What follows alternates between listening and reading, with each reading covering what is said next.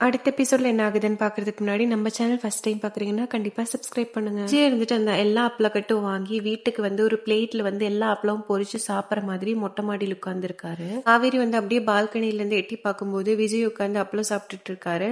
என்ன இந்த அருந்தவாள் பண்ணுது, நம்ம அப்பளமா இது? ஓஹோ! அப்ப அந்த கடைக்கு போய் இந்த அப்பளக்கட்டெல்லாம் இவங்க தான் வாங்கியிருக்காரா? ஐயோ! எவ்ளோ சொன்னாலும் புத்தியே வரமாட்டேங்குது இந்த மனுஷனுக்கு. விஜய் இருந்துட்டு, ஆஹா என்ன டேஸ்ட்! அப்பளம்னா இதுதான் அப்பளம். அது எப்படி என் பொண்டாட்டி எதுல கை வச்சாலும் அசத்திடுறா. சூப்பர். பாட்டி வேற காவேரி பின்னாடி வந்துட்டு என்ன பண்ணிட்டு இருக்கா இவன்?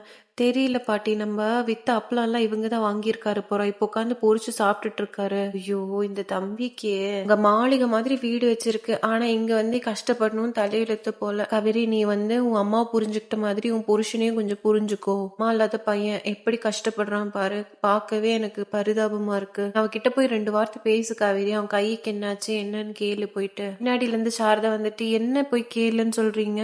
பாட்டி இருந்துட்டு, அது ஒண்ணும் இல்ல, இந்த ஹவுஸ் ஓனர்ட்ட தான் இவர் எப்ப காலி பண்ணுவாருன்னு கேட்க சொன்னேன். சாரதா இருந்துட்டு, ஆமா நீங்க கேட்க சொல்லுவீங்க, நீங்க வயசுக்கு ஏத்த மாதிரி நடந்துக்கோங்க, அவ்வளவுதான் நான் சொல்லிட்டேன். ஆல்ரெடி இவனை நம்பிதான் நம்ம புள்ளியோட வாழ்க்கையை தொலைச்சு நம்ம உட்காரோம். அதுக்கு பாட்டி இருந்துட்டு, என்ன சாரதா நீ சொல்ற? இந்த பையனுக்கு இல்லாத சொத்தா இல்ல வசதியா? அவன் ஏன் வந்து காவேரி தான் வேணும்னு சொல்லி இங்க வந்து கிடக்குறான்? உனக்கு ஒரு பையன் இருந்துட்டு அவன் இந்த மாதிரி எல்லாம் கஷ்டப்பட்டா உன்னால தாங்க முடியுமா சாரதா? சாரதா இருந்துட்டு, நீங்க கம்முன்னு இருங்க, புள்ள இருக்கும்போது என்ன பேசணும்னு கூட உங்களுக்கு தெரியாதுங்க, வா காவேரின்னு சொல்லி உள்ள கூட்டிட்டு போறான். அப்படியே சீக்கிரமே சாரதா மனசு மாறும் நான் நினைக்கிறேன். உங்களோட கருத்துக்கள் always welcoming on the comment box.